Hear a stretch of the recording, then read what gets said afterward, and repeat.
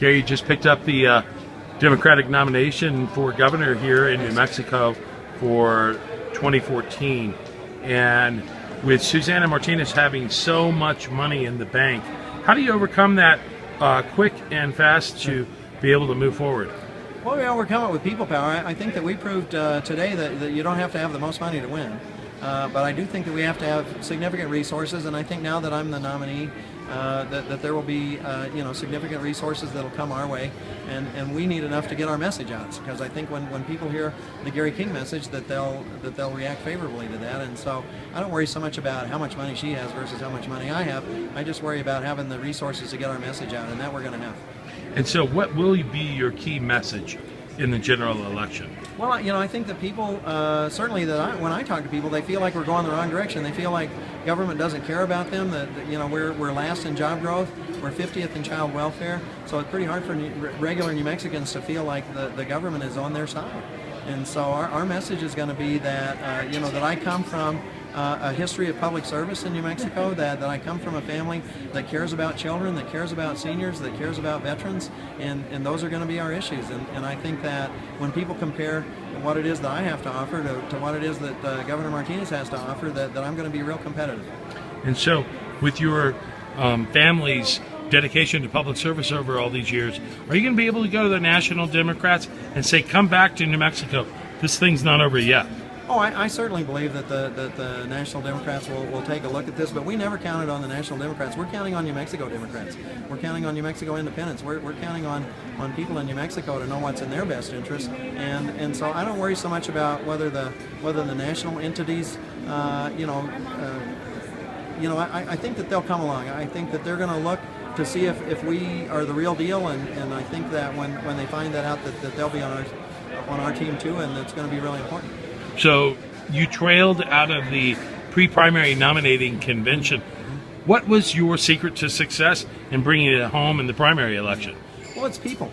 The Attorney General's office, we handle about and close about 3,000 consumer complaints a year. So there are thousands of people in New Mexico that have been helped by the Attorney General's office, and they talk to their friends and they recognize the work that we're doing to help New Mexicans. And so, the convention process is, I'm a Democrat. I love being a Democrat, and so that process is important to me.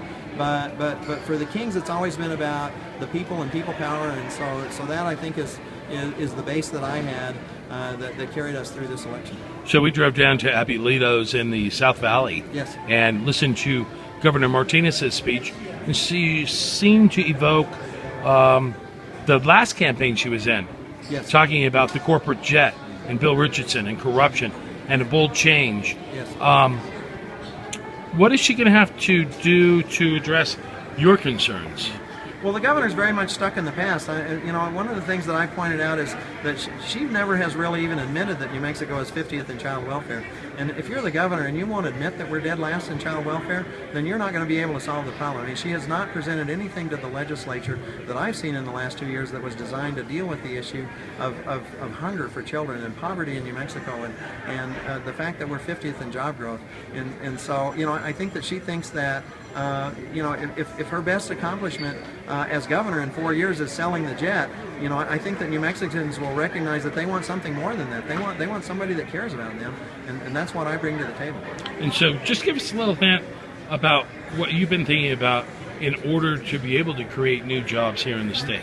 Well, I think that we have to focus on small businesses in New Mexico. I think that that what drives New Mexico's economy, about 80%, is small business, and we haven't really had a program that deals with small business. And so, we obviously want to bring in other industries into New Mexico. We want to diversify our economy, and I was in charge of helping develop economies in communities that were impacted by downsizing of DOE facilities. That's what I did for 2 years for the Clinton administration, and so I know that what it takes is the development of infrastructure. It's not just fishing with tax breaks. It's, you know, we have to show businesses that we care about them, that we're gonna get them permitted in a timely manner, that we're gonna help them to develop their workforce. We're gonna have an educational system that provides them good workers. I mean, there are a lot of things that we need to do with business, but instead of just tossing ideas out there and hoping that they work, we need to sit down with business leaders and develop a plan that's one that's designed to address their issues.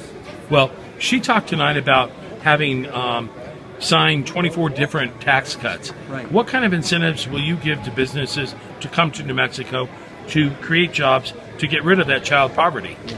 Well, by and large, the tax cuts that the governor gave were, she gave tax cuts to large corporations, and the way that she did that is she pushed the taxes down onto the people of New Mexico. You know, they're forcing local governments to raise gross receipts taxes to pay for the tax cuts that she gave to big corporations, and that is just dead wrong. I mean, that's the old trickle-down theory, and we know that trickle-down theory has been disproven and is not likely to be successful.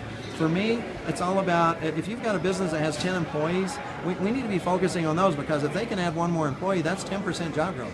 And frankly, we're at minus job growth right now. So we know that the policies that Governor Martinez has had in place, even her 24 tax cuts, have not done anything to help New Mexico's economy grow.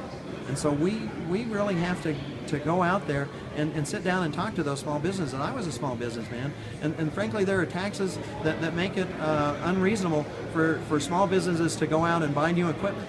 So if we really want to focus on helping small businesses in New Mexico, we should help them with that. We should take our job training funds that we have now that encourage people to add jobs for a year and stretch those out over 3 years, so that businesses are encouraged to stay here for 3 years and get those job training funds over 3 years. I just think that there are a lot of things that we can be doing to help our small businesses in New Mexico, and that has totally been antithetical to the governor and what she's doing, because her policies seem to be really directed towards those people that she's going to see in Houston, and those people she's going to see in Dallas, and those people that she's going to see in Ohio.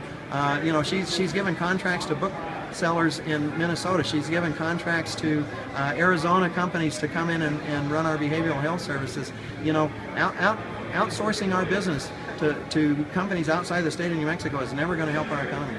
Her team has demonstrated in the past that they'll go for the jugular. Yeah. Sounds like you have a lot of information, that you've done a lot of studying of her record. How hard-hitting are you going to be for the next 5 months? Well, we're going to tell the truth. I think people may find that to be hard-hitting, but the truth is that New Mexico has been languishing under her leadership. Government is broken under her leadership. Something has to be done, and I'm the one that's out there planning to do something about it.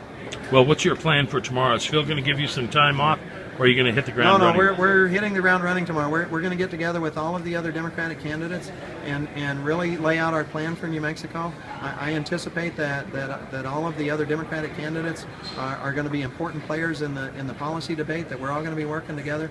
We have developed a good, strong team on the ground. We're going to keep that team going, and so tomorrow is a day when we're all going to get together and really be pulling together as one entity.